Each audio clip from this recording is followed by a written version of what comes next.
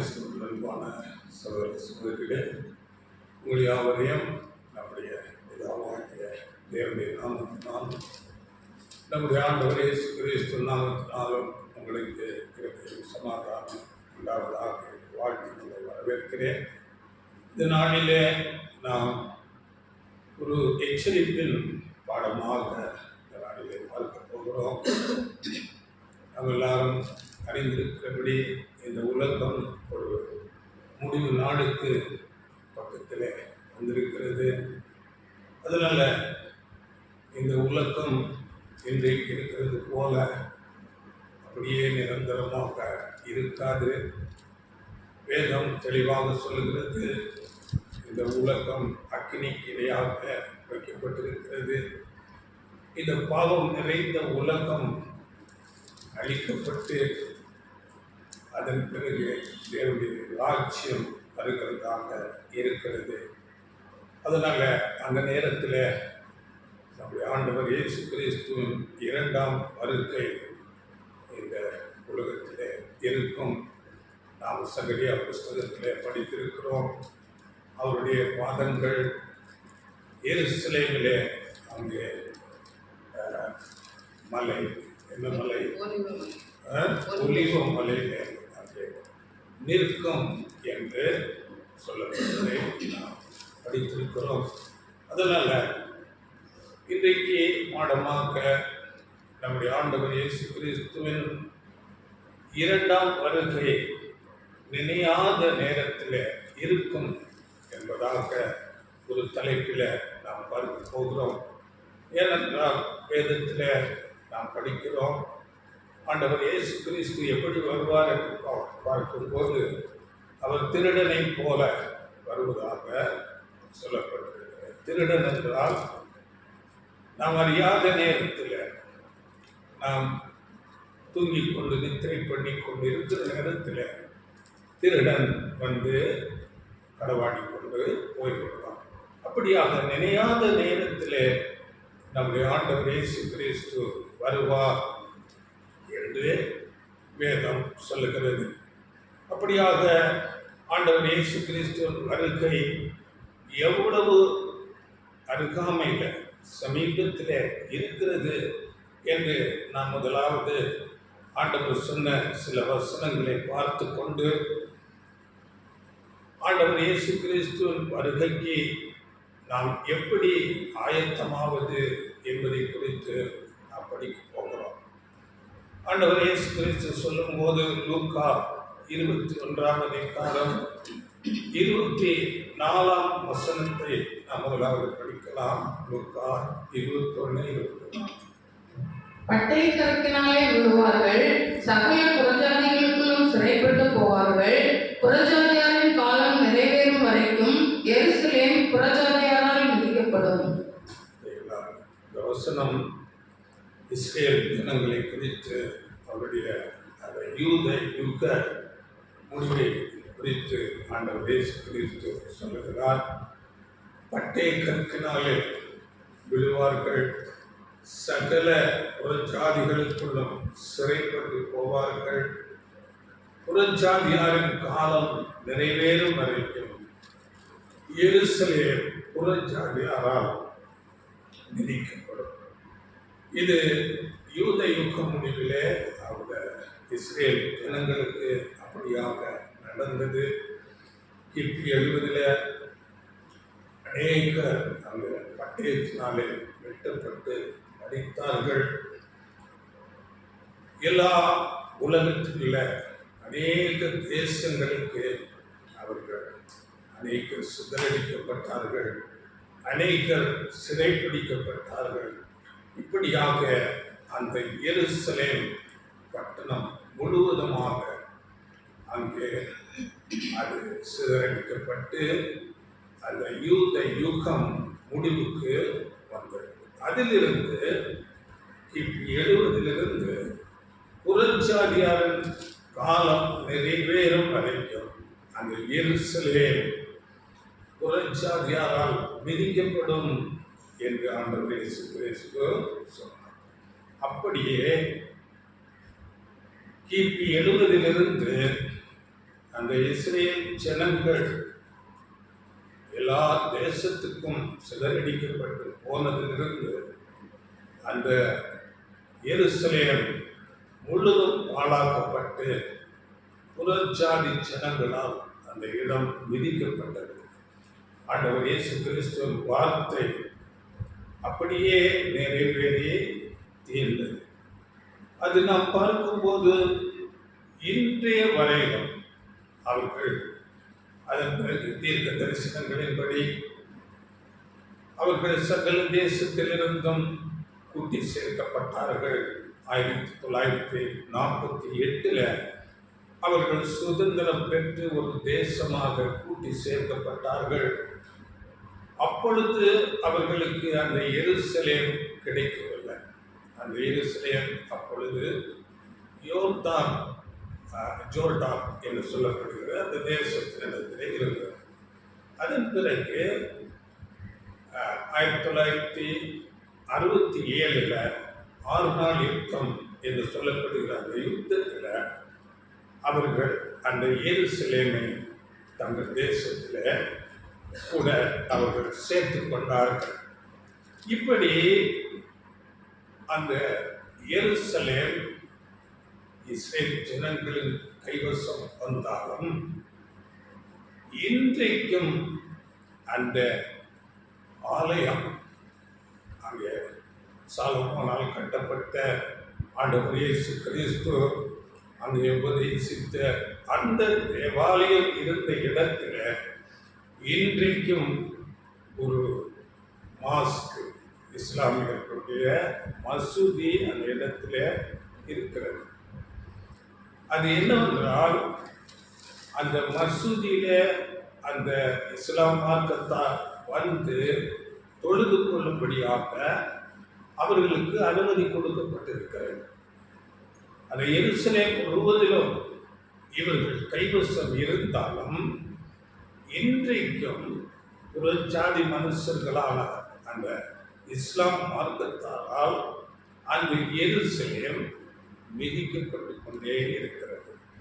ஏனென்றால் ஆண்டவர் இயேசு கிறிஸ்து சொல்லும் போது புறச்சாதியாரின் காலம் நிறைவேறும் வரைக்கும் எருசலேம் புறச்சாதியாரால் மிதிக்கப்படும். அப்போ நாம் எல்லாரும் புறச்சாதியாராக இருக்கிறோம்.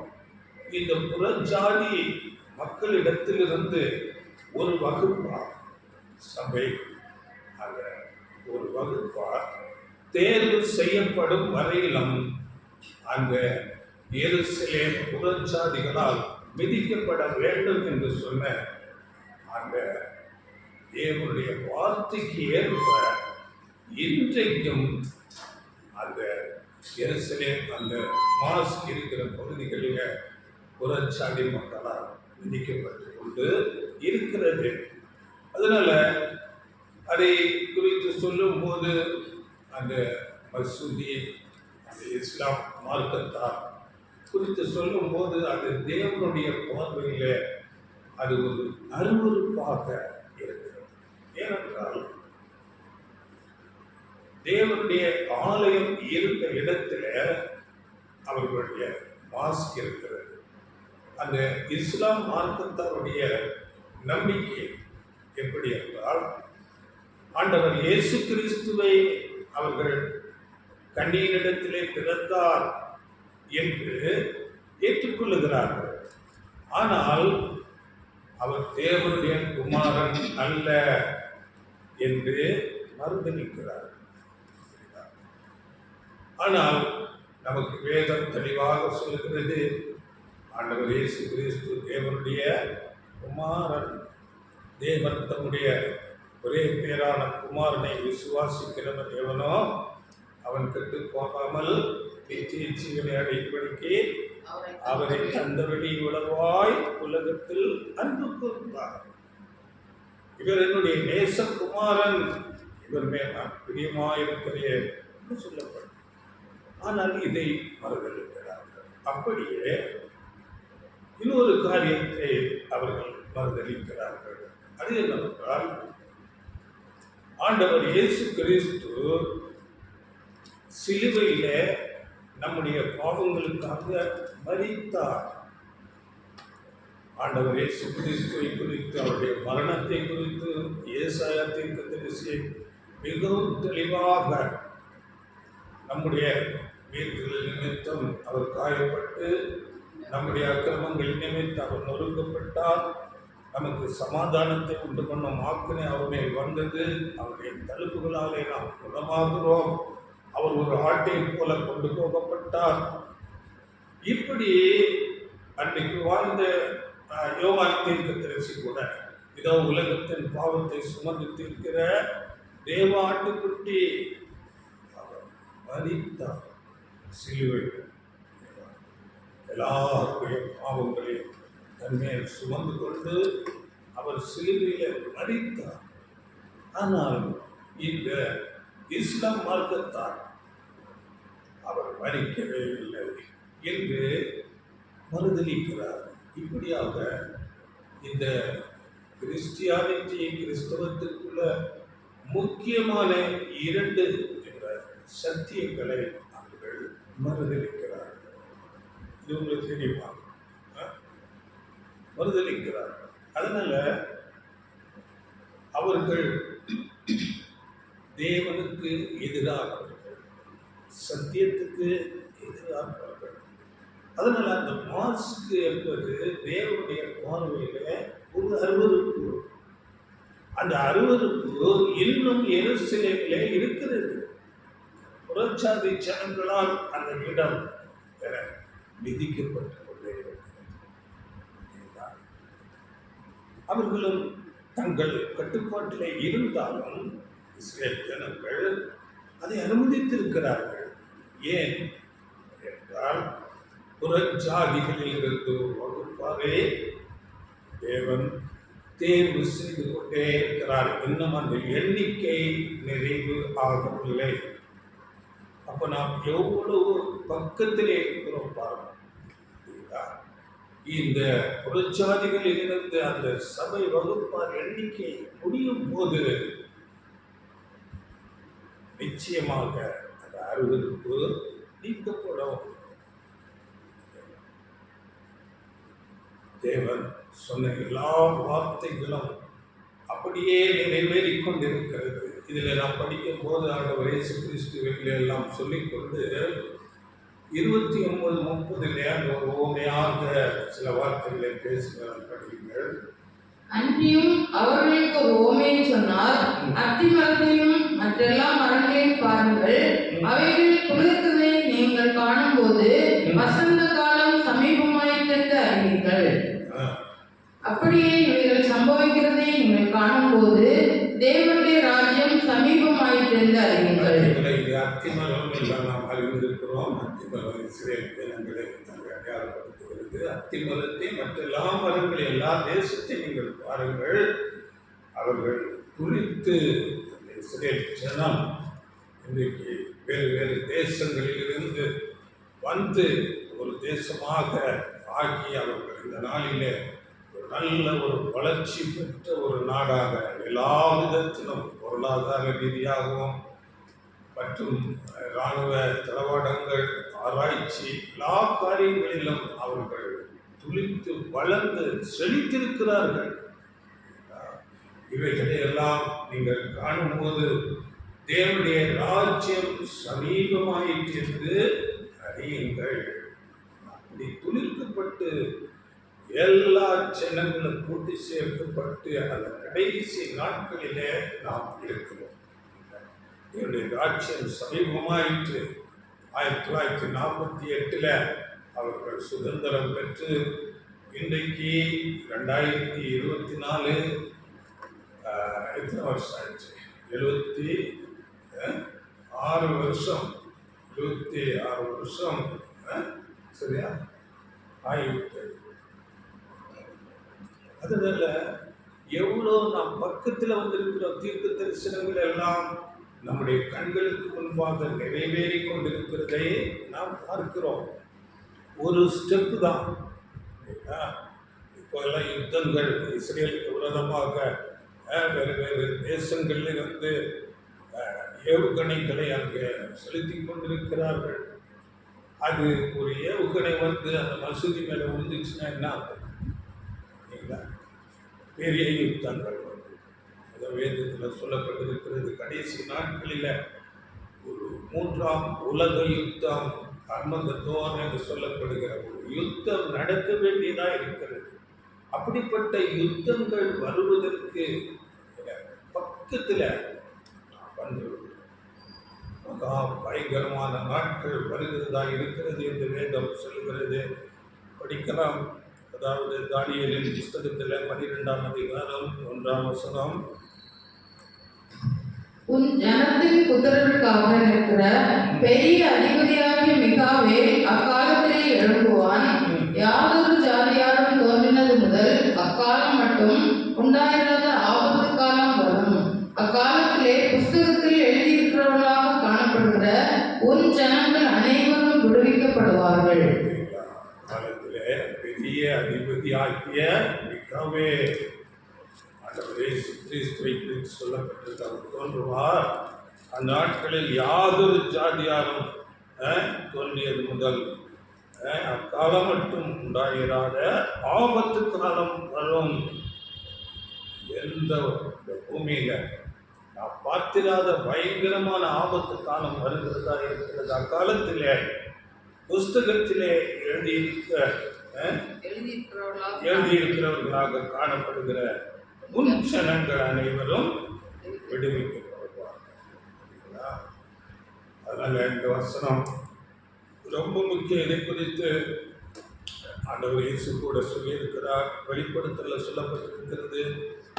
வெளிப்படுத்தல் 16:14 16:14 அங்கே ஒரு விழுந்து போன பிசாசுகளின் ஆவிகள் எல்லா தேசத்தையும் யுத்தத்துக்கு கூட்டி சேர்த்தன என்று. அப்போ இந்த உலக முடிவு ஒரு மகா பெரிய யுத்தத்தோடு தான் முடிவுக்கு வருகிறதா இருக்கிறது. அதனால நமக்கு என்ன எச்சரிக்கை என்றால், இங்கே தானியேலில் படித்தது போல புஸ்தக சுருளில் எழுதியிருக்கிறவர்களாக காணப்படுகிற உன் ஜனங்கள் அனைவரும் விடுவிக்கப்படுவார். அதனால அந்த புஸ்தக சுருள் அதில் நம்முடைய பெயர் எழுதப்பட வேண்டும். இந்த உலக பிரகாரமான ஏதோ ஒரு சபை ஐக்கியத்தில் அல்ல, அங்கே தேவனுடைய புஸ்தகத்தில் நம்முடைய பெயர்கள் அலோகத்திலே ஒரு நாமங்கள் எழுதப்பட வேண்டும். ஆண்டவர் இயேசு கூட சொல்லும் போது சீசர்களை அனுப்புகிறார். நீங்கள் சென்று சர்வ சிருஷ்டிக்கும் உபதேசம் பண்ணுங்கள், தேவனுடைய ராஜ்யம் சமீபமாக இருக்கிறது என்று பிரசங்கம் பண்ணுங்கள் என்று சொல்லி, பிசாசுகளை துரத்துங்கள், வியாதியஸ்தர்களை சொஸ்தமாக்குங்கள் என்று சொல்லி சீசர்கள் போய் அங்கே உபதேசித்து கொண்டு அவர்கள் வந்து இயேசுவிடத்திலே சொல்லுகிறார்கள், எங்கள் வார்த்தைகளுக்கு பிசாசுகள் கீழ்ப்படிந்தன, பயந்து ஓடின, வியாதியஸ்தர்கள் சொஸ்தமாக்கப்பட்டார்கள் என்று சொல்லும் போது ஆண்டவர் இயேசு சொல்லுகிறார், நீங்கள் பிசாசுகள் கீழ்ப்படுகிறது என்று அதை குறித்து நீங்கள் சந்தோஷப்படாமல் உங்கள் நாமங்கள் பரலோகத்திலே எழுதப்பட்டிருக்கிறது என்று அதை குறித்து சந்தோஷப்படுங்கள் என்று ஆண்டவர் இயேசு. அப்படி நம்முடைய பெயர் எங்கே எழுதப்பட வேணும்? லோகத்தில். புஸ்தகம் சூழல் இதை குறித்து ஒரு வசனம் கூட நமக்கு விரையர் 12ஆம் அதிகாரம் 13ஆம் வசனம்.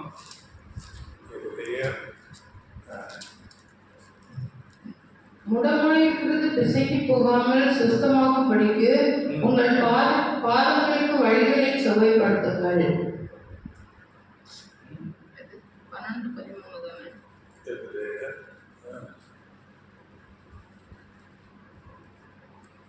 பரலோகத்தில் பேரெழுதி இருக்கிற சர்வசங்கம் 23. பரலோகத்தில் பேரெழுதியிருக்கிற முதல் பேரானவர்களின் சர்வ சங்கமாகிய சபையினிடத்திற்கும் யாவருக்கும் நியாயாதிபதிகளாகிய தேவனிடத்திற்கும் பூரணராக்கப்பட்ட நீதிமான்களுடைய ஆவிகளிடத்திற்கும். அதாவது பரலோகத்தில் பேரெழுதியிருக்கிற முதல் பேரானவர்களின் சர்வ சங்கமாகிய சபை. அப்படிப்பட்ட சபையிலே நம்முடைய பெயர்கள் எழுதப்பட்டிருந்தால் அங்கே தானியேல் சொன்னது போல அப்படி எழுதப்பட்டவர்கள் காணப்படுகிற சின்னங்கள் அனைவரும் விடுவிக்கப்படுவார்கள். அதற்காகத்தான் நாம் பிரயாசப்பட வேண்டும். அந்த பெயர் எழுதப்பட நாம் என்ன செய்ய வேண்டும் என்று நமக்கு ஆண்டவர் நமக்கு நல்ல ஆலோசனைகளை கொடுக்கிறார். அதே லூக்கா 21:34 படியுங்கள். உங்கள் இருதயங்கள் பெருந்திண்டியினாலும் வெறியினாலும் லௌகீக கவலைகளினாலும் பாரம் அடையாத படிக்கும் நீங்கள் நினையாத நேரத்தில் அந்த நாள் உங்கள் மேல் வராத படிக்கும் எச்சரிக்கையாயிருங்கள். உங்கள் இருதயங்கள் பெருந்திண்டி வெறி லௌகீக கவலைகளினாலே பாரமடையாத படிக்கும் நீங்கள் நினையாத நேரத்திலே அந்த நாள் என்றால் அந்த ஆண்டவர் இயேசு கிறிஸ்துவின் 2ஆம் வருகை, உலக முடிவு, அழிவு, யுத்தங்கள் உங்கள் மேல் வராதபடிக்கும் எச்சரிக்கையாக இருங்கள். அவருடைய 36. ஆகையால் இனி சம்பவிக்க போகிற இவைகளுக்கெல்லாம் நீங்கள் தப்பி மனுஷகுமாரனுக்கு முன்பாக நிற்க பாத்திரவான்களாக எண்ணப்படுவதற்கு எப்பொழுதும் ஜெபம் பண்ணி விழித்திருங்கள் என்றார். ஜெபம் பண்ணி விழித்திருங்கள். 2 காரியம் சொல்றார். நீங்கள் நினையாத நேரத்தில் அந்த நாள் உங்கள் மேல் வராதபடிக்கு எச்சரிக்கை. அநேக எச்சரிப்புகள் இந்த நேரத்தில் நம்ம வார்த்தைகள் மூலமாக நாம் எச்சரிக்கிறோம். வேதம் முன்னதாக ஆண்டவர் இயேசு கிறிஸ்து 2000 வருடங்களுக்கு முன்பதாக இந்த வார்த்தைகளை சொல்லி இப்பொழுது மீண்டுமாக அவருடைய ஊழியக்காரர்கள் மூலமாக இந்த வார்த்தைகளை கேட்கிற ஒவ்வொருவருக்கும் நீங்கள் நினையாத நேரத்தில் அந்த நாள் உங்கள் மேல் வராதபடிக்கு எச்சரிக்கையாயிருங்கள். அப்படியே எப்பொழுதும் ஜெபம் பண்ணி விழித்திருங்கள். எச்சரிக்கை, விழித்திருங்கள். இதை குறித்து நாம் பார்க்கும் போது இங்கே முதலாவது நாம் பார்க்கும்போது இந்த 34ஆம் வசனத்திலே உங்கள் இருதயங்கள் பெருந்திண்டினாலும் வெறியினாலும் லௌகீக கவலைகளினாலும் பாரமடையாதபடிக்கு என்று நாம் இருக்கிறோம். அப்போ நம்முடைய இருதயம் பாரமடையாதபடிக்கு எது பெருந்திண்டி, லௌகீக கவலைகள், இன்னும் வெறி என்றால் ட்ரிங்க்ஸ், போதை இவைகளுக்கு அடிமையாவது சொல்லப்படுகிறது. பெருந்திண்டி அதாவது அதிகப்படியான ஆகாரத்து மேல உள்ள ஒரு ஆசை. சில பேர் அப்படியாக இருப்பார்கள். ஆகாரம், நாம் ஜீவிப்பதை ஆகாரத்துக்காக, சாப்பிட்றதுக்காகத்தான் என்று அப்படிப்பட்ட ஒரு சிந்தையிலே இருப்பார்கள். நாம் அப்படி நாம் வாழ்வதற்காக ருசிப்பதற்காக, அதனால் அப்படி பெரும் திருப்தியாக அதிகமாக நாம் ருசித்தால் அது ஒரு விதமான சோம்பலையும் சோர்வையும் உண்டாகும். வேறு எதை குறித்து நமக்கு யோசிக்கவே முடியாது. அப்படிப்பட்ட ஒரு நிலை வந்துவிடும். அதனால பெருந்திண்டி அதை குறித்து நாம் ஜாக்கிரதையாக இருக்கிறோம். இங்கே பிரசங்கில் ஒரு பிலிப்பியர் ஒரு வசனம் இருக்கிறது. 3ஆம் அதிகாரம் 19ஆம் வசனத்தில் அங்கே பயிர் பேசுகிற படிக்கிறோம். அவர்களுடைய முடிவு அழிவு, அவர்களுடைய தேவன் வயது, அவர்களுடைய மகிமை, அவர்களுடைய இலட்சையே. அவர்கள் பூமிக்கு அடுத்தவைகளை சிந்திக்கிறார்கள். பூமிக்கு அடுத்தவைகளை, அவர்களுடைய தேவனே வயிறு, அவர்கள் பூமிக்குரியவைகளை சிந்திக்கிறார்கள்.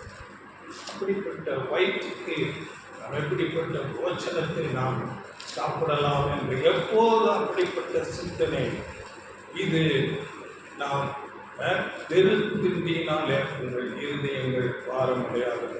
இன்னும் நீதிமொழிகள் 23ஆம் அதிகாரம் 2ஆம் வசனத்தில், நீ போச்சன பிரியனாய் இருந்தால் உன் தொண்டையிலே கத்தியை வை. எப்படிப்பட்ட வசனம் சொல்லப்பட்டிருக்கிறாங்க. நீ போஜன பிரியனாக இருந்தால் தொண்டையில கத்தியை வச்சு. ஆமா, அப்படி வேதம் எச்சரிக்கிறது. அதனால வெறும் திண்டி, இப்படிப்பட்ட பெருந்திண்டினால நம்முடைய இருதயம் பாரமடையாதபடி பார்த்துக் கொள்ள வேண்டும். அடுத்தது பார்க்கும்போது வெறி. வெறி என்றால் ட்ரிங்க்ஸு, குடி போதைகள். அந்த போதைக்கு ஆளானவர்கள் வேறு எதை குறித்தும் சிந்திப்பதே அப்படிப்பட்ட நிலைக்கு போய்விடுவார். இங்கே வேதத்திலே நாம் அப்படியாக எச்சரிக்கப்படுகிறோம். நாம் கிறிஸ்தவர்களிலே சில வேலைகளில் அப்படிப்பட்ட குடி போதை வெறி அப்படிப்பட்ட நிலை இல்லாமல் இருக்கலாம். ஆனால் இந்த வெறி என்பதற்கு வேறு வேறு அர்த்தங்கள் கொடுக்கப்படுகிறது. வெறி என்றால் அளவுக்கு அதிகமாக ஆசைப்படுகிற ஒரு காரியம். அது சில பேருக்கு மியூசிக்காக இருக்கலாம், சில பேருக்கு உலக பிரகாரமான மனைவி, பிள்ளைகள், பேர பிள்ளைகள், இப்படிப்பட்ட உலக அப்படிப்பட்ட ஒரு ஆசையில் பிள்ளைகள் தான் எனக்கு எல்லாம், அப்படிப்பட்ட ஒரு நிலையில் இருக்கிறார்கள். சிலர் இன்னும் டிவி, சீரியல், சினிமா இப்படிப்பட்ட பொழுதுபோக்குகளில் ஒரு ரொம்ப அடிக்ட் ஆக. இன்னும் சிலர் ஸ்போர்ட்ஸ் காரியம் இல்லை, இன்னும் சிலர் பணம் சம்பாதிக்க வேண்டாம், அதிகமாக பெரிய வீடு, கார், பங்களா, இப்படிப்பட்ட நிலையில் இந்த சிந்தனைகளிலேயே அவர்கள் வாழ்ந்து கொண்டு இது கூட வெறி என்று அடையாளப்படுத்தப்படுகிறது. அதனால நம்முடைய இருதயம் முழுமையாக அப்படிப்பட்ட சிந்தனைக்குள்ளாக. அதனால் உங்கள் இருதயங்கள் பாரமடையாதபடி. அடுத்ததாக நாம் பார்க்கும்போது லௌகீக கவலைகள், உலக பிரகாரமான கவலைகள்.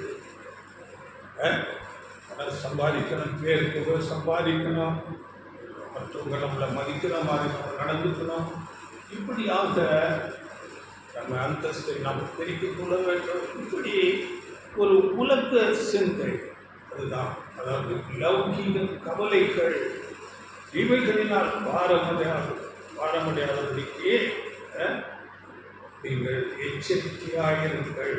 ஏனென்றால் 35ஆம் வசனம் சொல்கிறது, பூமியிலெங்கும் குடியிருக்கிற அனைவர் மேலும் அது ஒரு கண்ணியை போல. இது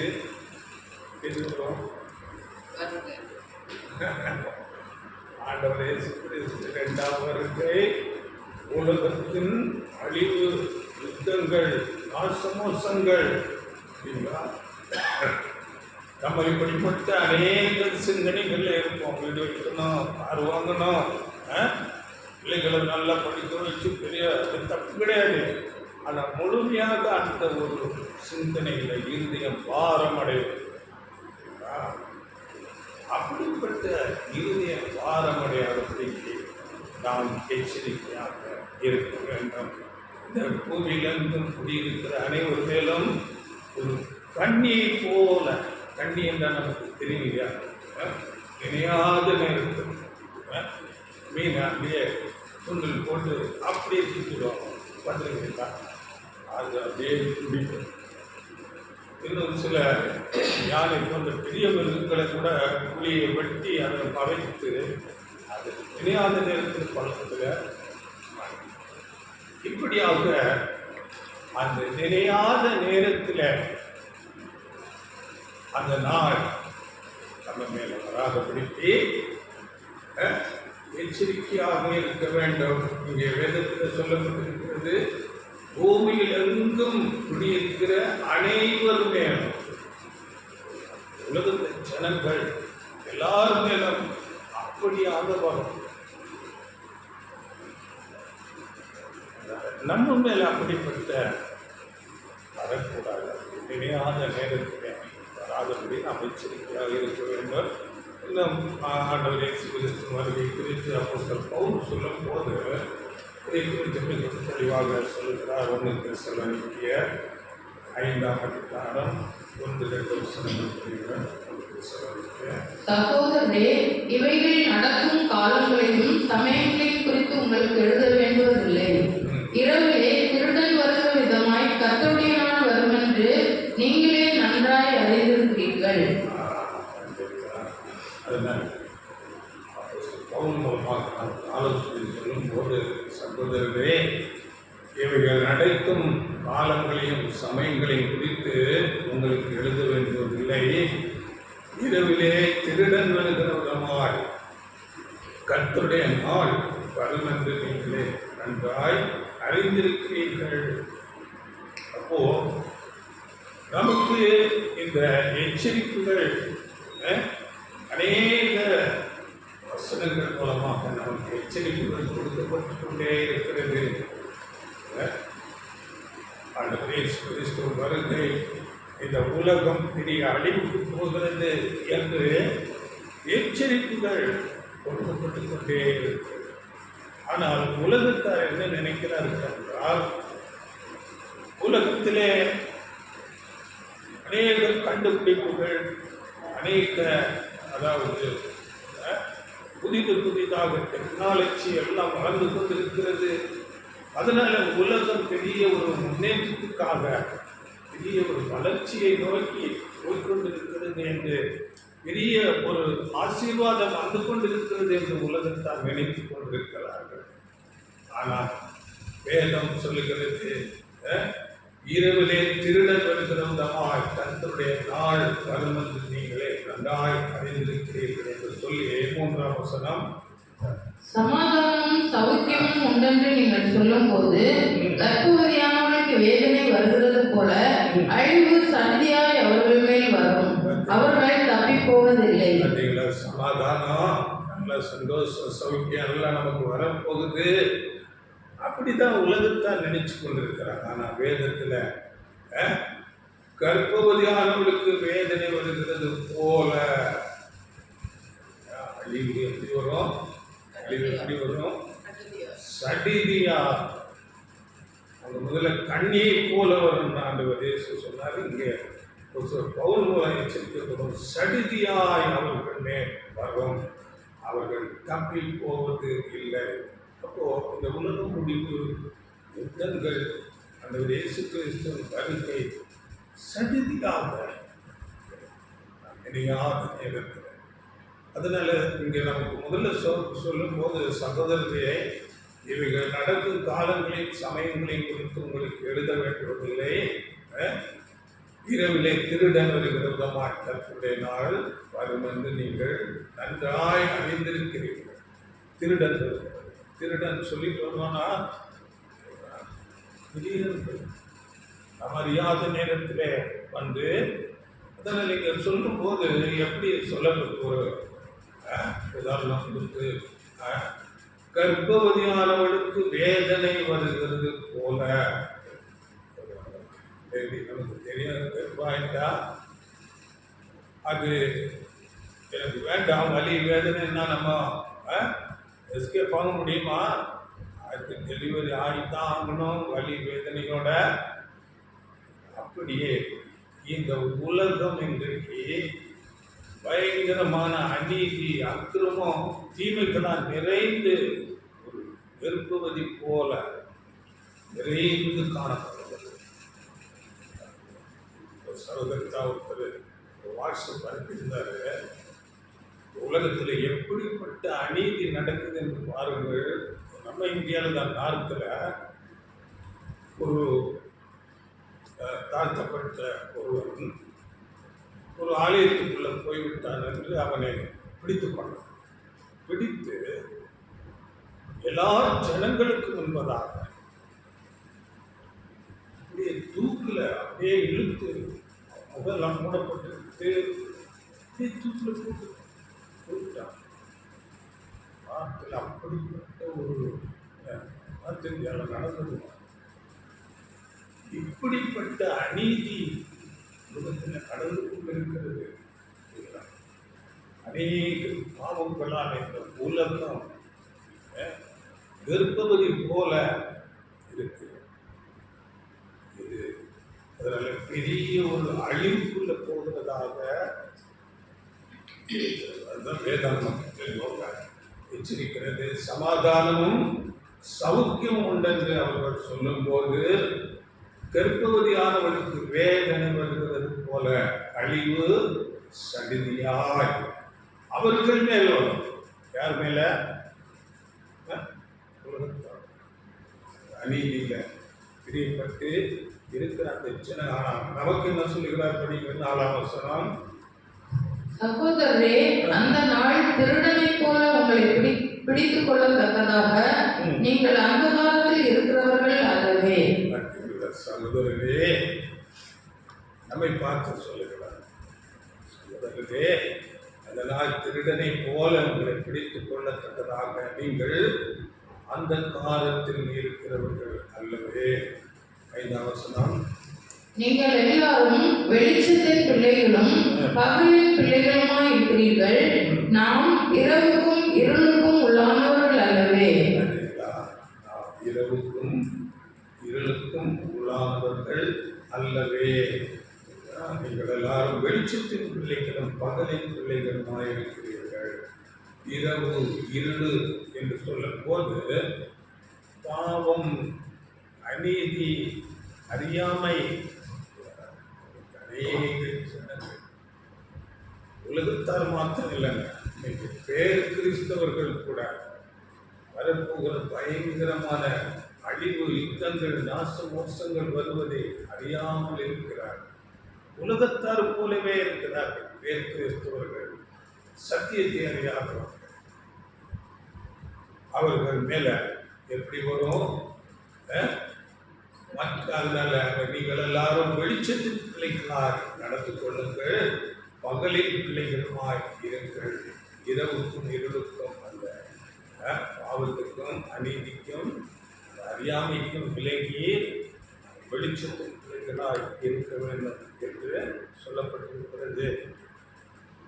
உலகம் குருடராக இருக்கிறார், ஒன்றுமே அறியாமல். எப்படி நம்ம பணம் சம்பாதிக்கலாம், எப்படி நம்ம பேர் புகழ் சம்பாதிக்கலாம், இப்படிப்பட்ட சிந்தனைகள் தான் இந்த உலகம் இருக்கிறது.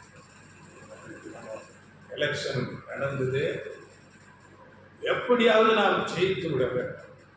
கோடி கோடியாக பணத்தை செலவிட்டு பொய், எல்லா விதத்திலும் பொய் எல்லாம் பேசி, அப்படிப்பட்ட உலகமாக இருக்கிற அந்த 6ஆம் வசனம். ஆகையால் மற்றவர்கள் தூங்குகிறது போல நாம் தூங்காமல் விழித்துக் கொண்டு தெளிந்தவர்களாய் இருக்க கடவோம். தூங்குகிறவர்கள் ராத்திரியிலே தூங்குவார்கள், வெறி கொள்ளுகிறவர்கள் ராத்திரியிலே வெறி கொள்வார்கள்.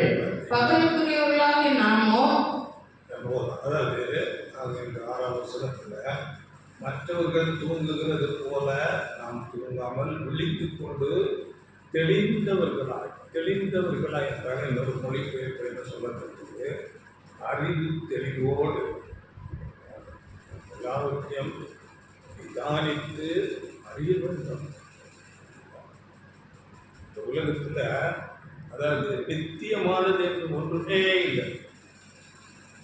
பிரசங்கி சொல்லும் போது, பிரசங்கி தெரியுங்க, எல்லாம் அறிந்த ஞானி, தேவனால் ஞானத்தினால எல்லாவற்றையும் அனுபவித்தார். என் கண்களுக்கு நான் நல்லது என்று பட்டது எல்லாவற்றையும் அனுபவித்தேன். அனுபவித்து சொல்றாரு, எல்லாம் மாயை என்றால் ஒன்று இந்த நிலையால் அழிந்து போகக்கூடியது, நிலையானது ஒன்றுமே இல்லை. அதனால நிலையானது என்று இந்த உலகத்தில் ஒன்று இருக்கிறது என்றால் அது என்ன?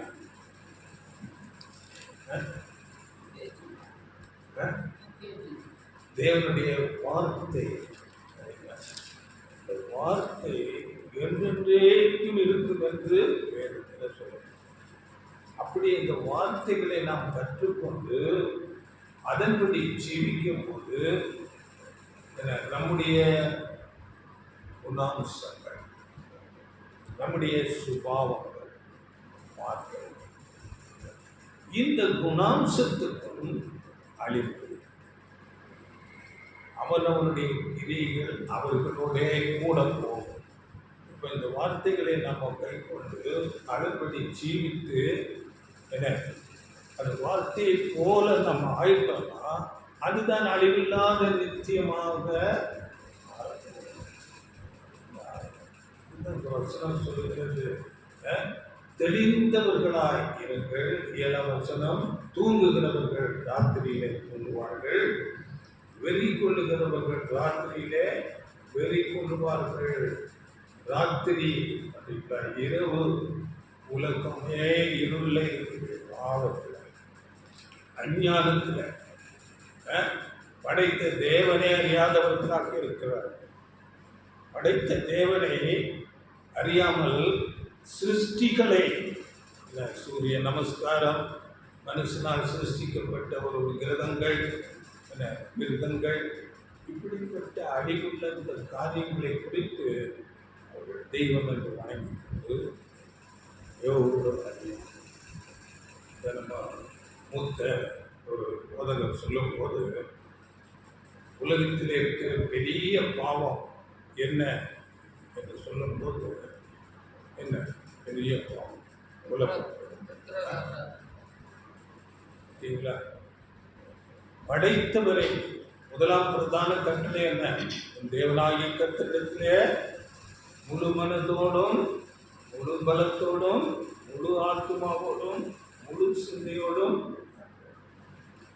அப்படிப்பட்ட தேவனை அந்த முதலாம் பிரதான கட்டளையை மீறி சிருஷ்டிகளை, விக்கிரகங்களை சேவிப்பதுதான் பெரிய பாவம். படைத்தவரை நாம் தேடாமல் இருப்பது பெரிய பாவம். இன்றைக்கு உலகமே அப்படியாக இருக்கிறது. உண்மையான தேவனை, சிருஷ்டித்தவரை அறியாமல் சிருஷ்டிகளை தொழுது செலுத்திக் கொண்டு உலகமே இருளிலே இருக்கிறது. தூங்குகிறவர்கள் ராத்திரியிலே தூங்குவார்கள், வெறி கொள்ளுகிறவர்கள் ராத்திரியிலே வெறி கொள்ளுவார்கள். 8ஆம் வசனம், அவருக்குரியவர்களாகிய நாமோ தெளிந்தவர்களாய் இருந்து விசுவாசம், அன்பு என்னும் மார்க்கவசத்தையும் ரட்சிப்பின் நம்பிக்கை என்னும் தலைச்சீராவையும் தெரிந்து கொண்டிருக்க கடவோம். அதாவது முதலுக்குரியவர்களாகிய நாமோ தெளிந்தவர்களாய் இருந்து, தெளிந்த புத்தி, ரொம்ப தெளிந்தவர்களாக, அதாவது உலக பிரகாரமான காரியங்கள் அதிக நாட்டம். ஆண்டவர் இயேசு சொல்றாரு, மார்த்தாள் மரியாதை சொல்றேன், மார்த்தாள் அநேக காரியங்களை குறித்து அவங்க கவலைப்பட்டு கொண்டு, ஆண்டவரே மரியாதை இப்படி சும்மா உட்கார்ந்து இருக்கிறாங்க, வார்த்தைகளை கேட்டுக்கொண்டு எனக்கு உதவி செய்ய சொல்லுங்க அப்படின்னு சொல்லும்போது ஆண்டவர் என்ன சொன்னார்? மார்த்தாளே, மார்த்தாளே, நீ அநேக காரியங்களை குறித்து கவலைப்பட்டு கலந்துகிறார். தேவையானது ஒன்றே, தன்னை விட்டு ஈடுபடாத நல்ல பங்கை மரியாதை. தேவனுடைய வார்த்தை, அந்த இயேசு பாதத்திலே இருந்து அந்த வார்த்தைகளை கேட்பது நல்ல பங்கு. தன்னை விட்டு எடுபடாத நல்ல பங்கு.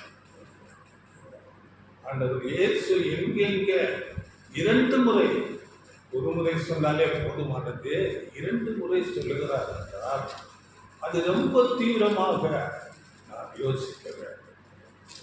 மார்த்தாளை குறித்து, மார்த்தாளே மார்த்தாளே, உலக பிரகாரமான காரியங்களில் அதிக கவலை, நாட்டம் தேவையில்லை.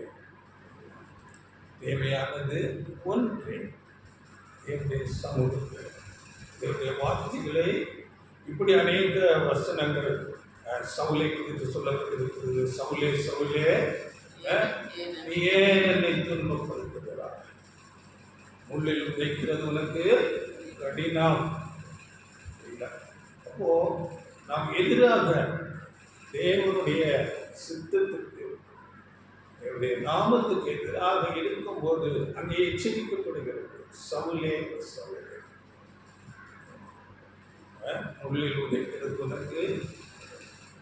அப்படியே தோமா இல்லை பேதுரு, சிமோனே சிமோனே, சுலகினால் உடைக்கிறது போல உன்னை சத்துரு கேட்டுக்கொண்டான். ஆனால் அப்படியே நடந்ததும். ஏனென்றால் சாத்தான் வருகிறான் இவரை சோதிக்கும்படியாக, அங்கே மறுதளிக்கும்படியாக அப்படிப்பட்ட சூழ்நிலைக்கு வருகிறது. அதனால நாம் ஜாக்கிரதை உடையவர்களாக இருக்க வேண்டும். இங்கே சொல்லும் போது விசுவாசம், அன்பு என்னும் மார்க்கவசத்தையும் ரட்சிப்பின் நம்பிக்கை என்னும் தலைச்சீராவையும் தரித்துக் கொண்டு இருக்கிறாரோ. அதாவது இங்கே சொல்லும் போது விசுவாசம், அன்பு என்னும் மார்க்கவசம். மார்க்கவசம்னா தெரியும் இல்லையா, இருதயத்தை செஸ்ட் பாதுகாப்பு. நம்ம இஸ்ரேலில் அவருடைய அந்த பிஎம் போகும்போது கூட மார்க்கவசம் போட்டியாக நான் கொண்டு வச்சாலும் வைக்காமல் கேட்கிறாங்க. அதாவது நம்முடைய இருதயத்தை பாதுகாக்கக்கூடியது என்னென்ன? விசுவாசம், அன்பு. தேவன் பேரில் வைக்கிற விசுவாசம் உறுதியாக இருக்க வேண்டும். தேவன் எப்படிப்பட்டவர் என்பதை நாம் உறுதியாக அறிந்து உணர்ந்து கொண்டு அப்படிப்பட்ட விசுவாசம், அன்பு என்னும் மார்க்கவசத்தையும் ரட்சிப்பின் நம்பிக்கை என்னும் தலைச்சீரா. ரட்சிப்பின் நம்பிக்கை என்னும் தலைச்சீரா என்றால் ஹெல்மெட். ரட்சிப்பின் நம்பிக்கை என்றால் இந்த உலகமே அழிந்தாலும் தேவன் நம்மை பாதுகாப்பார், ரட்சிப்பார் என்ற அந்த சிந்தை நம்முடைய தலையில இருக்கு. உலகம் பெரிய அழிவுக்கு போகுது. அப்படிப்பட்ட அழிவில் இருக்கும் தேவன் நம்மை பாதுகாப்பார்.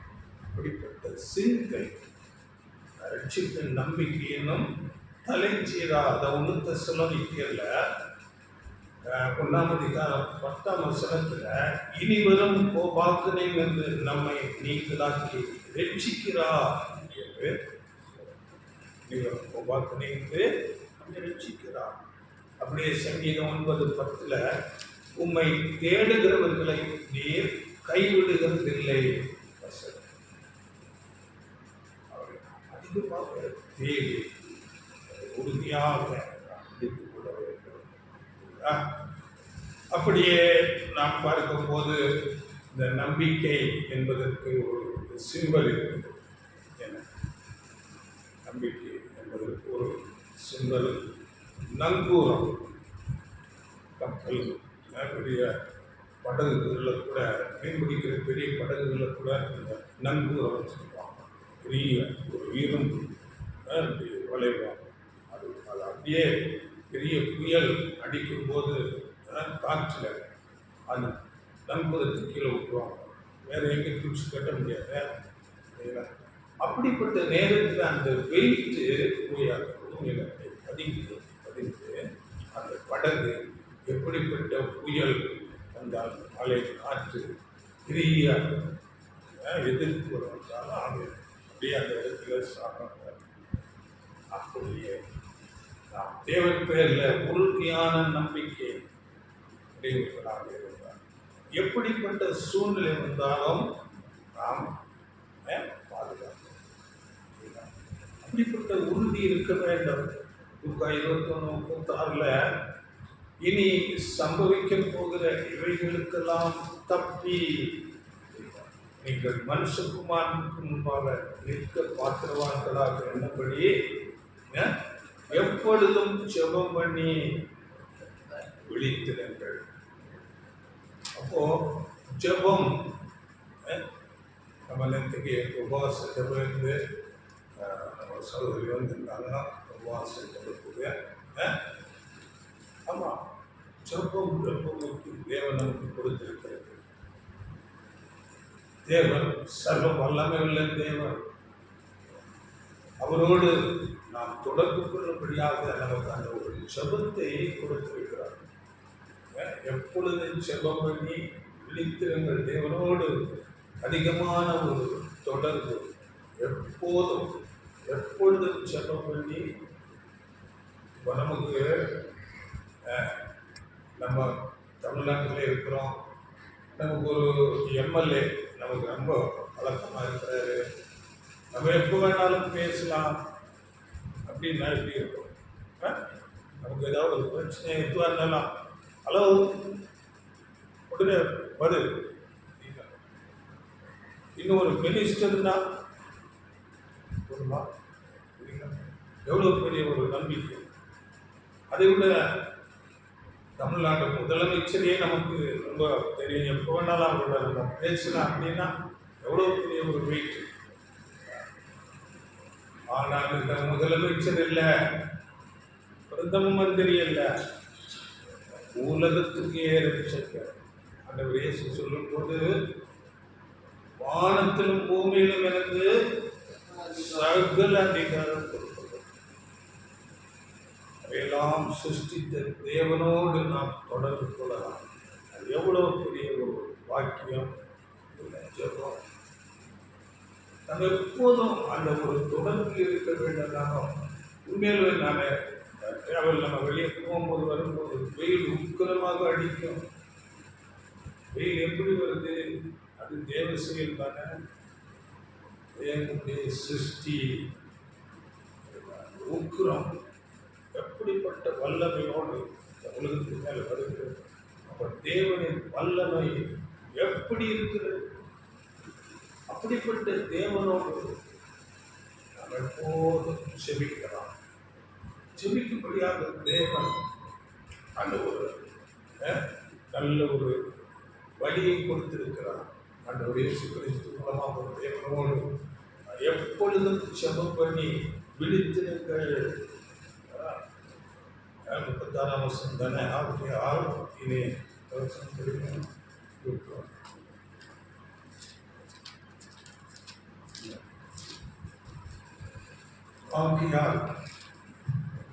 ஆகையால் இனி சம்பவிக்க போகிற இவைகளுக்கெல்லாம் நீங்கள் தப்பி மனுஷகுமாரனுக்கு முன்பாக நிற்க பாத்திரவான்களாக எண்ணப்படுவதற்கு எப்பொழுதும் ஜெபம் பண்ணி விழித்திருங்கள்.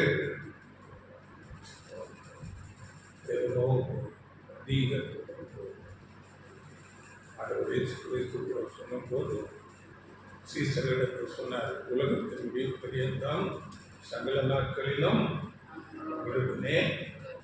இயேசு நம்மோடு இருக்கிறார். சகல அதிகாரம் வானத்திலே பூமியில சிலருக்கு கொஞ்சம் இடத்துல அதிகாரம், நாம் ஒரு தேசத்துக்கு அதிகாரம். ஆனால் ஆண்டவர் இயேசு கிறிஸ்து வானத்திலும் அதிகாரம், பூமியிலும் அதிகாரம். அவரோடு நாம் அதிக தொடர்பை ஏற்படுத்திக் கொள்ள வேண்டும். ஜெபம் பற்றி பிள்ளைகள் நாம் படிக்கும் போது பிள்ளைகள் 4ஆம் அதிகாரம் 6-7 வசனங்கள்.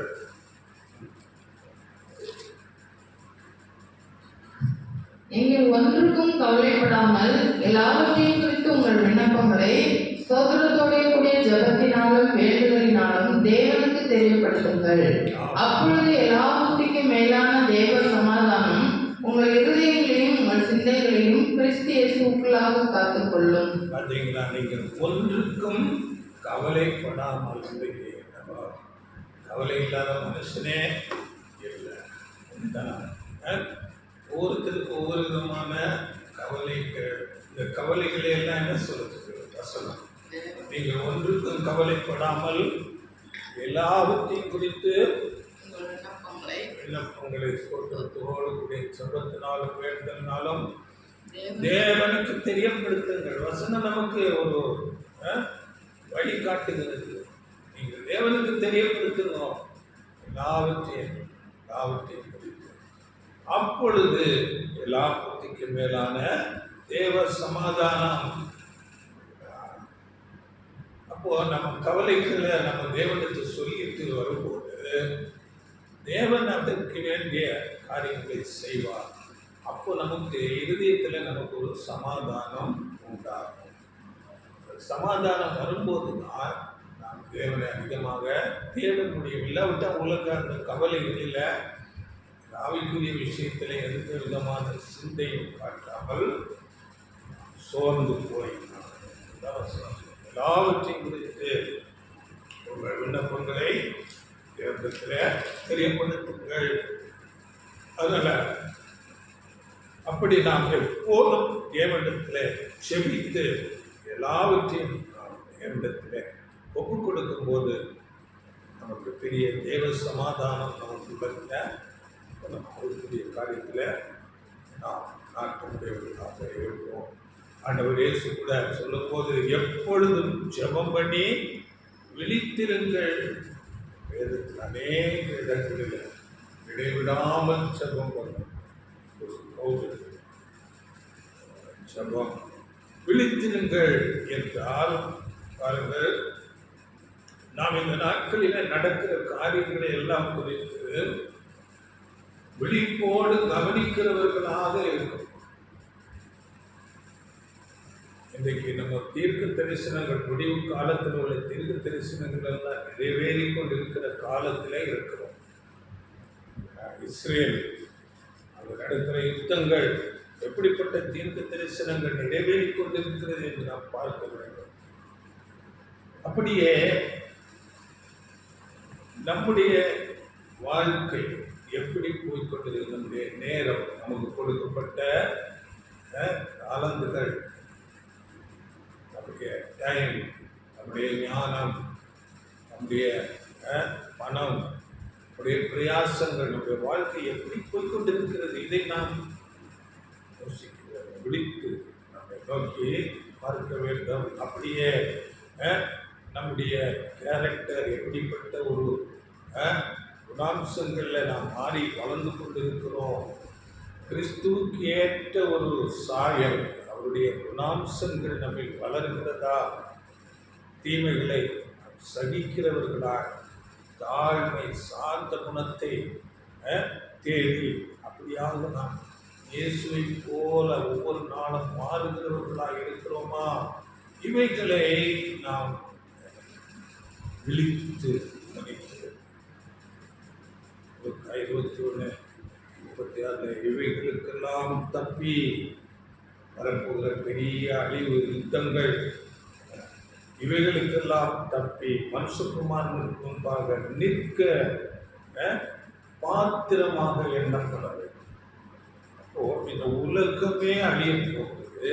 உலகத்தில் எல்லாம் சரியோ பெரியோ எப்படி அழிவு வரப்போகுது. அதிலிருந்து நம்மளை பாதுகாக்க நாம் தகுதி உடையவர்களாக வேண்டும் அல்லவா? பாத்திரமாக இருக்க வேண்டும். தேவன் நம்மை அப்படிப்பட்ட ஒரு பாத்திரமாக தகுதியுடையவர்கள் உண்மையாகவே நீதியிலே நடந்தார்கள், உண்மையாகவே பரிசுத்தத்தில் கிறிஸ்துவின் சாயலுக்கு ஒப்பாக மாறும்படியாக பிரயாசப்பட்டு கொண்டிருக்கிறார்கள். அப்படியாக அந்த பாத்திரம் நமக்கு.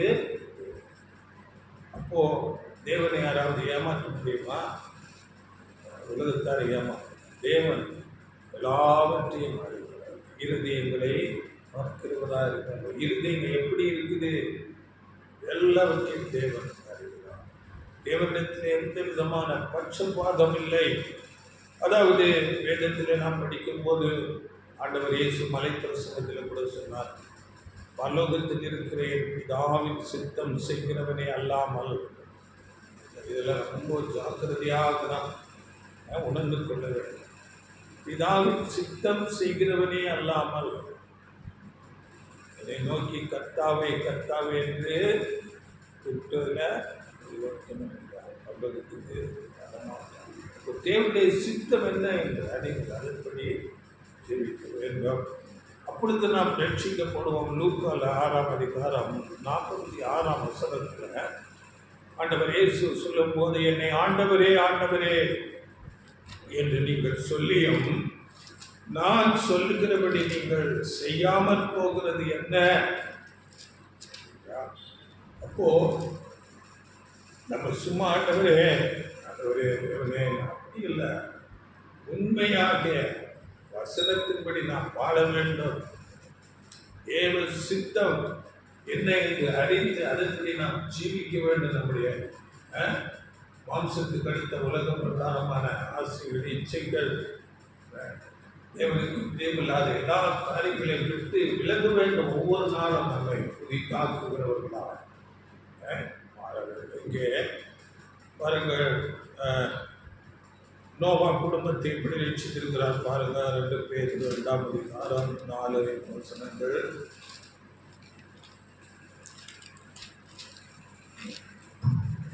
பாவம் செய்த தூதர்களை தேவன் தப்ப விடாமல் அந்தகார சங்கிலிகளினாலே கட்டி நரகத்திலே தள்ளி நியாயத்தீர்ப்புக்கு வைக்கப்பட்டவர்களாக ஒப்பு கொடுத்து பூர்வ உலகத்தையும் தப்ப விடாமல் நீதியை பிரசங்கித்தவனாகிய நோவா முதலான 8 பேரை காப்பாற்றி அவபக்தி உள்ளவர்கள் நிறைந்த உலகத்தின் மேல் ஜலப்பிரளயத்தை வரப்பண்ணி சோதோம் குமாரா என்னும் பட்டணங்களையும் சாம்பலாகி கவிழ்த்து போட்டு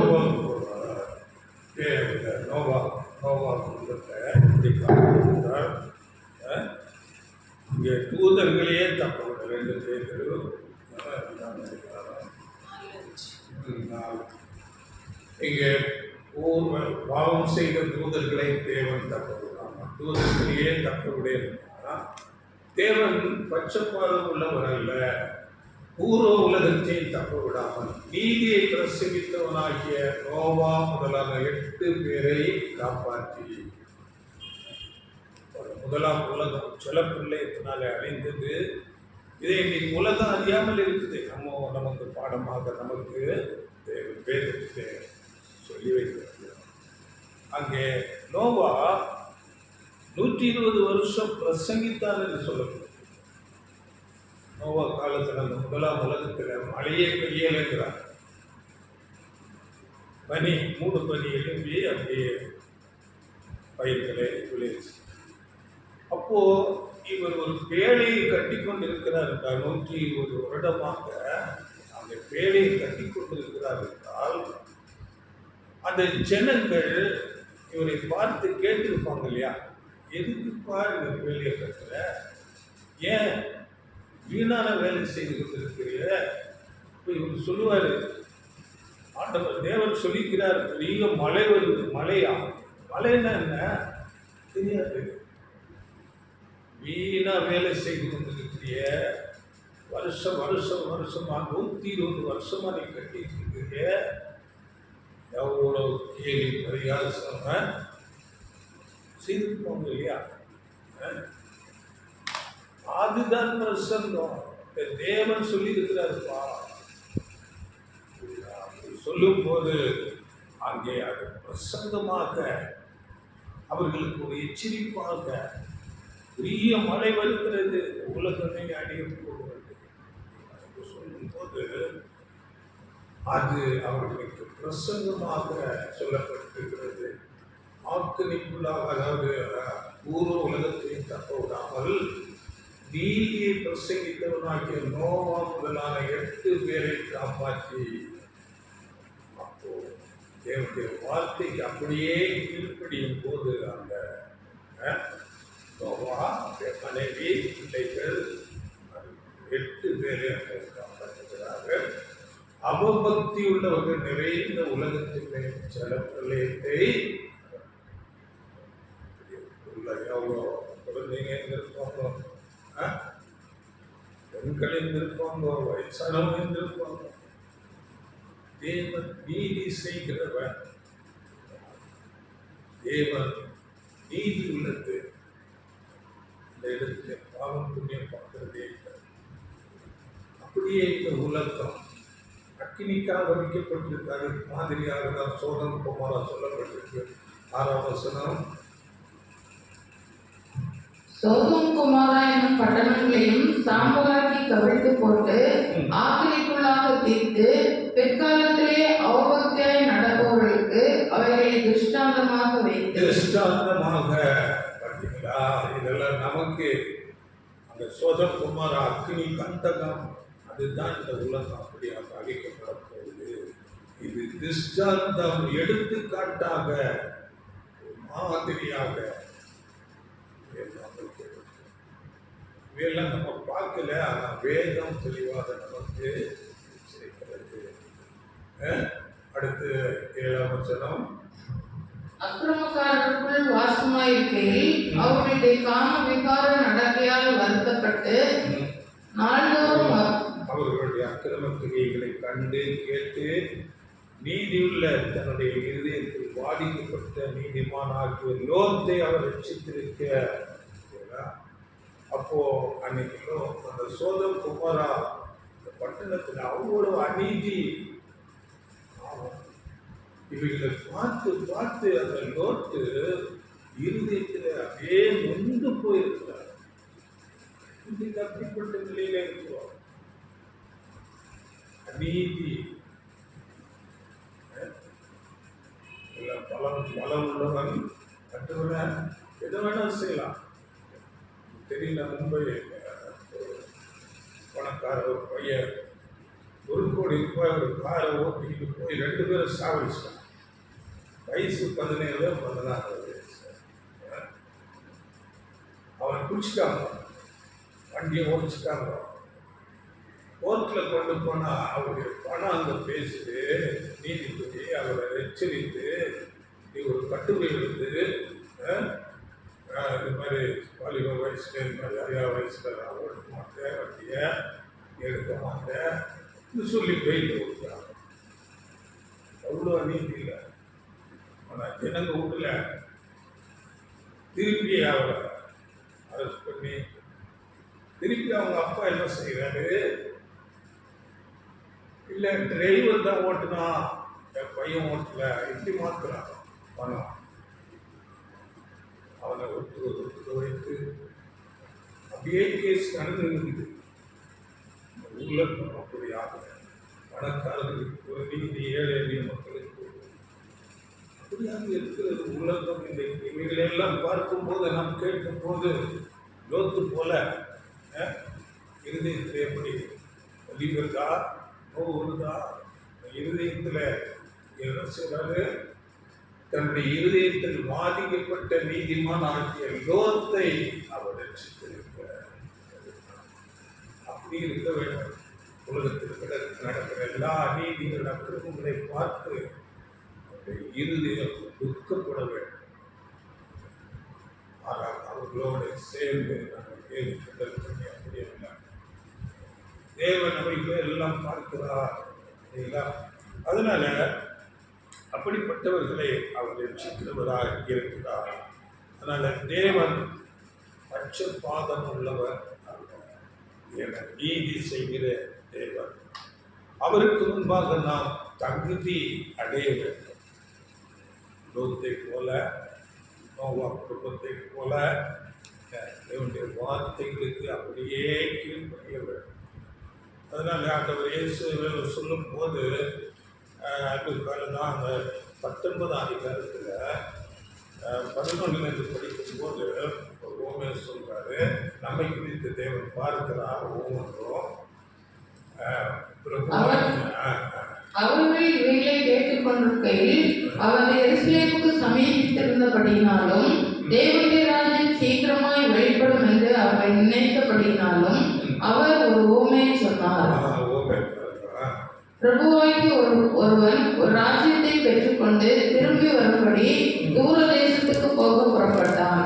புறப்படும் போது அவன் தன் ஊழியக்காரரில் 10 பேரை அழைத்து அவர்களில் 10 ராத்திரி திரவியம் கொடுத்து, நான் திரும்பி வரும் அளவும் இதை கொண்டு வியாபாரம் பண்ணுங்கள் என்று சொன்னான். இதை நீங்க படித்துக் கொள்ளுங்க, நேரம் ஆயிடுச்சு. அதாவது அப்போ ஒரு ஊமையாக சொல்லுகிறார். இது ஆண்டவர் இயேசு தூர தேசத்துக்கு போறாருன்னா ஆண்டவர் இயேசு பரலோகத்துக்கு போய்விட்டார். ஊழியக்காரர்களாகிய நம்மிடத்திலே ராத்தர் கொடுத்திருக்கிறார், வார்த்தையை கொடுத்திருக்கிறார், சத்தியத்தை கொடுத்திருக்கிறார், நமக்கு டைமை கொடுக்கிறார், சுகம் ஆரோக்கியம் எல்லாம் கொடுக்கிற ஞானம் கொடுக்கிறார். இவைகளை கொண்டு நீங்கள் சம்பாதியுங்கள். அவருக்கு நாமத்துக்காக நீங்கள் பிரயாசப்படுங்கள்.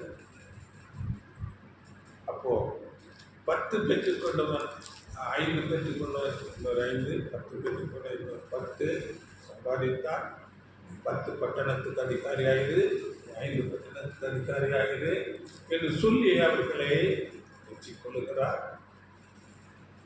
இந்த ஒன்று பெற்றுக்கொண்டவன் அதை அங்கே எடுத்து அப்படி சீலையிலே சுற்றி அவர் மறைத்து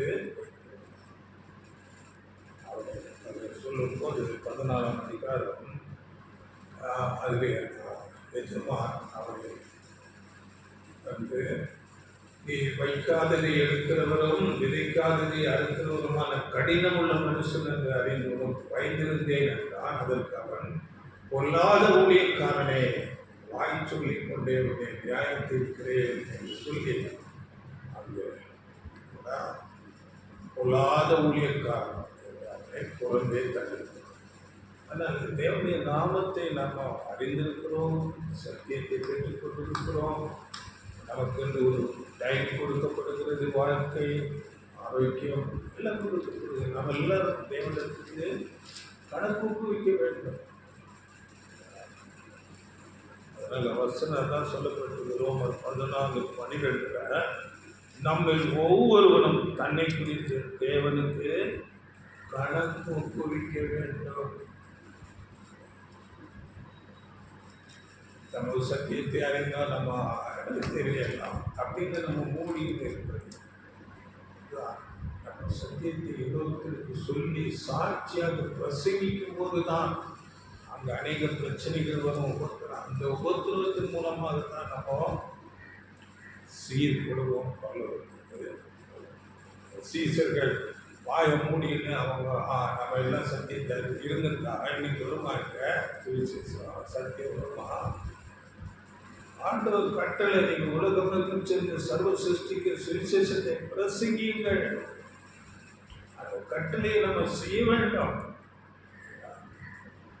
அதுதான் தேவனுடைய நம்ம ஒவ்வொருவரும் அதனால தேவனத்தை கணக்கு ஒப்புக்கிறவர்களாக எடுக்க வேண்டாம். புத்தர் பவுல் அதனால நிருபத்தில் நமக்கு எழுதும் போது மிகவும் தெளிவாக சொல்ல, நாம் என்ன செய்ய வேண்டும் என்று ரோமர் 13ஆம் அதிகாரம் 11 படிக்க தருகிறேன். நித்திரையை விட்டு எழுந்திருக்கத்தக்க வேலையாய் சென்று நம் காலத்தை அறிந்தவர்களாய் இப்படி நடக்க வேண்டும். நாம் விசுவாசிகள் ஆன போது ரட்சிப்பு சமீபமாய் இருந்ததை பார்க்கிறோம், இப்பொழுது அது நமக்கு அதிக சமீபமாய் இருக்கிறது. இப்பொழுது அதிக சமீபமாக இருக்கிறது ரட்சிப்பு. காலத்தை அறிந்தவர்களாய் நாட்களை காலத்தை நம்ம பார்க்க வேண்டும். இஸ்ரேலை பார்த்து கொண்டே இருக்க வேண்டாம். யுத்தங்கள் நடந்து கொண்டிருக்கிறது. ஒருத்தர் பேசும்போது என்ன சொல்றாரு, இந்த நாட்களை குறித்து அந்த கடைசி யுத்தத்துக்கு எசேக்கியேல் 38ஆம் அதிகாரத்தில் அந்த யுத்தங்களை குறித்து சொல்லப்பட்டிருக்கிறது. அந்த காரியங்கள் நம்ம எசேக்கியேல் 38ஆம் அதிகாரத்தில் தான் இன்னைக்கு இருக்கிறோம். அந்த பயங்கரமான யுத்தத்துக்காக உலக நாடுகள் எல்லாம் ஆயத்தமாகி கொண்டிருக்கின்றன. அவ்வளோ நெருக்கத்தில் பக்கத்தில் நம்ம வந்திருக்கிறோம். அதனால காலத்தை அறிந்தவர்களாய் இப்படி நடக்க வேண்டும். நாம் விசுவாசிகள் ஆன போது ரட்சிப்பு சமீபமாய் இருந்ததை பார்க்கிறோம், இப்பொழுது அதிக சமீபமாய் இருக்கிறது. அப்படியே இரவு சென்று போயிட்டு பகல் சமீபமாயிட்டு. ஆகையால் அந்தகாரத்தின் கிரியைகளை நாம் தள்ளிவிட்டு ஒளியின் ஆயுதங்களை தரித்துக் கொள்ள கடவோம். இரவு சென்று போயிட்டு இருந்தால் இந்த 6000 வருடங்கள் சிருஷ்டிப்பிலிருந்து பாவம், அநீதி, அக்கிரமம், மரணம், துக்கம் இவையெல்லாம் சென்று போயிட்டு பகல் சமீபமாயிட்டு தேவனுடைய ராஜ்யம் பக்கத்தில் வந்துட்டு, அதனால அந்தகார கிரியைகளை நாம் தள்ளிவிட்டு இந்த அநீதி, அக்கிரமம், பாவங்களை எல்லாம் தள்ளிவிட்டு ஒளியின் ஆயுதங்களை கிடைத்துக் கொள்ள கடவோம். 13 களியாட்டும் வெறியும் வேசித்தனமும் காம விகாரமும் வாக்குவாதமும் பொறாமையும் உள்ளவர்களாய் நடவாமல் பக்கங்களிலே நடக்கிறவர்கள் போல சீராய் நடக்கிறோம். இப்படிப்பட்ட களியாட்டு வெறி டைம் பாசிங் அநேக காரியங்கள் இருக்கிறாங்க. அப்படிப்பட்ட காரியங்களை விட்டு சீராய் ரொம்ப தேவனுக்கு பிரியமாக ரொம்ப சென்று ஆனஸ்டாக நீதியாக நடக்க பிரயாசப்படுவோம், சீராக நடக்க கடவோம் என்று சொல்லிட்டு, அப்படி நம்ம நடக்காமல் இருந்தால் பாருங்கள், அந்த 10 கன்னிகைகளோமே நம்ம ஞாபகப்படுத்திக்கிறோம். 5 பேர் புத்தியுள்ளவர்கள், 5 பேர் புத்தி என்றால் கன்னிகைகள் என்றால் சத்தியம் அறிந்து ஞானஸ்நானம் பெற்று தேவனுக்கு என்று வாழ வந்தவர்கள் தான், கன்னிகைகள் தான். 5 பேர் புத்தியுள்ளவர்களாக இருந்தார். இந்த வார்த்தைகளை அவ்வளவு ரொம்ப சீரியஸாக எடுத்துக்கொள்வார்கள். புத்தியுள்ளவர், புத்தி இல்லாதவர்கள் நெகிழ்ந்து போவாங்க. அதனால அந்த எண்ணெய் என்பது தேவனுடைய வார்த்தை, தேவ ஆவியினால் எழுதப்பட்டது. இந்த வார்த்தைகளை நம்ம அதிகமாக கேட்டு உணர்ந்து கொண்டு சத்தியத்தை உறுதியாக நம்பிக்கொண்டு சத்தியத்தில் அந்த வார்த்தையின்படி நாம் நடக்கும் போது அந்த தேவ ஆவி நமக்குள்ளாகவே நம்ம சின்ன விஷயங்களுக்கெல்லாம் சபைக்கு வராமல் போயிடறாங்க, உபவாச ஜபத்துக்கு வராமல் போயிடறாங்க, ஏதோ உலக காரியங்கள். இதுதான் நெக்லெக்ட் பண்ணுறது. வார்த்தைகளை, தேவனுடைய சமூகத்தை. அப்படிப்பட்டவர்களுக்கு எண்ணெய் இருக்காங்க. அந்த எண்ணெய் இல்லாதவர்கள் என்ன செய்கிறாங்க, அந்த ராத்திரியில எஜமான் வந்துட்டார், எண்ணெய் உள்ளவர்கள் போயிட்டாங்க உள்ள, டோர் க்ளோஸ் ஆயிடுச்சு. அந்த நேரத்துக்கு எண்ணெய் தேட போறாங்க, வார்த்தைகள் கிடைக்குமா அந்த நேரத்தில். இப்போ நம்ம இதுதான் சந்தர்ப்பம், வேதத்தை வசனத்தை கேட்டு உணர்ந்து கொண்டு அதிகமாக நம்ம கொடுக்கப்படுகிற டைம்ல எல்லாம் வேதத்தை தியானித்து உணர்ந்து இந்த ஆவியை அதிகமாக நாம் இருதயத்தில் பெற்றுக்கொள்ள வேண்டும். தேவனுடைய ஆவி, அப்பொழுது நாம் உணர்த்தப்படுவோம், தீமைகளுக்கு விலகுவோம், பரிசுத்தமாக ஜீவிப்போம், தேவனுக்கு சித்தமானது என்ன என்று உணர்ந்து அதன்படி நாம் செய்வோம். அதுதான் தேவனுடைய அந்த பரிசுத்த ஆவி. அப்படியாக நாம் அதிகமாக வேதத்தை கற்றுக்கொண்டு கடைசி நாட்களிலே இருக்கிறோம். நேரத்தை சரியாக பயன்படுத்திக் கொள்ள வேண்டும். கடைசியாக நாம் ஒரு வசனத்தை படித்து முடிக்கலாம். 1 கொரிந்தியர் 7ஆம் அதிகாரம் 29 வசனங்கள். மேலும் சகோதரரே, நான் சொல்கிறது என்னவெனில், இனிவரும் காலம் குறுகினதானபடியால் மனைவிகள் உள்ளவர்கள் மனைவிகள் இல்லாதவர்கள் போலவும், அழுகிறவர்கள் அழாதவர்கள் போலவும், சந்தோஷப்படுகிறவர்கள் சந்தோஷப்படாதவர்கள் போலவும், கொள்ளுகிறவர்கள் கொள்ளாதவர்கள் போலவும், இவ்வுலகத்தை அனுபவிக்கிறவர்கள் அதை தகாத விதமாய் அனுபவியாதவர்கள் போலவும் இருக்க வேண்டும். இவ்வுலகத்தின் வேஷம் கடந்து போகிறது. இனி வரும் காலங்கள் குறுகினதாக இருக்கிறபடியால்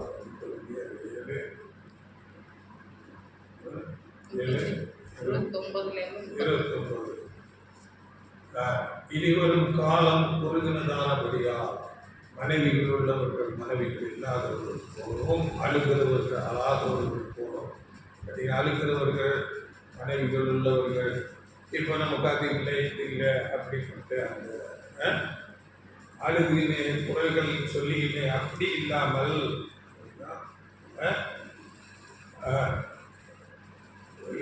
அழுகிறவர்கள் அழாதவர்கள் போலவும், சந்தோஷப்படுகிறவர்கள் சந்தோஷப்படாதவர்கள் போலவும், கொள்ளுகிறவர்கள் கொள்ளாதவர்கள் போலவும். ரொம்ப உலக பிரகாரமான சந்தோஷம், இப்படி ஆட்டம் இதெல்லாம் இல்லாமல் கொள்ளுகிறவர்கள் கொள்ளாதவர்கள் போல கார் பங்களா எனக்கு அது வேணும் இது வேணும் அப்படி இல்லாமல் தேவனுடைய சமூகம் ரொம்ப காலம் குறுகி போயிடுச்சு. அதிகமாக உறுதி வழிகாட்டி காட்டி 31 உலகத்தை அனுபவிக்கிறவர்கள் அதை தகாத விதமாய் அனுபவியாதவர்கள் உலகத்தில் இருக்கு. அநேக காரியங்கள் செல்போன் வந்துச்சு, எல்லாமே உலகமே கையில் வந்தது. என்ன வேணாலும் அதில் நாம் வீணாக்க சில தகாத விதமாய் அனுபவித்தால் போலவும் இருந்து இவ்வுலகத்தில் வேஷம் கடந்து போகிறது. உலகம் இன்றைக்கு இருக்கிறது போல இன்றைக்கு இருக்கிறார். சீக்கிரத்துல பெரிய அழிவுக்கு போகிறதா இருக்கிறது இந்த உலகம். பேதுருல படிக்கிறோம், மடமடவென்று அதன்று போகும், பூமி அங்குள்ள கிரிகள் எல்லாம் எரிந்து அழிந்து போகும். வேதவசனம் எப்படியாவது போய் சொல்லுமா? தீர்க்க தரிசனங்கள் அப்படி வார்த்தைக்கு வார்த்தை வார்த்தை நிறைவேறிக்கொண்டே இருக்கிறது. இயேசு சொன்ன வசனங்கள் எருசலேம் சிதறடிக்கப்படும், அப்படியே ஆயிடுச்சு. புத்தி சேர்த்து அப்படியே ஆயிடுச்சு. அடுத்த யுத்தம், அழிவு வரப்போகிறது. அப்படியே வார்த்தைகளுக்கு நீங்கள் அதிகம் முக்கியத்துவம் கொடுங்க. வேதத்தை தியானியுங்கள், தேவனுடைய ஆராதனைகள், கூடுகை, ஜெபம், இவையெல்லாம் நாம் ரொம்ப முக்கியப்படுத்துகிறோம். இதுதான் நாம் அவருடைய வருகைக்கு நம்மை ஆயத்தப்படுத்துவது. அதை நம்ம படிச்சுமே, அதாவது இனி சம்பவிக்க போகிற இவைகளுக்கெல்லாம் தப்பி மனுஷகுமாரனுக்கு முன்பாக நிற்க பாத்திரவான்களாக தகுதி அடைய வேண்டும். இல்லாவிட்டால் நாமும் உலகத்தார் போல அழிவுக்குள்ள எப்பொழுதும் செல்லும்படி இருதயங்கள் பாரமடையாத ஒரு கவலைகள்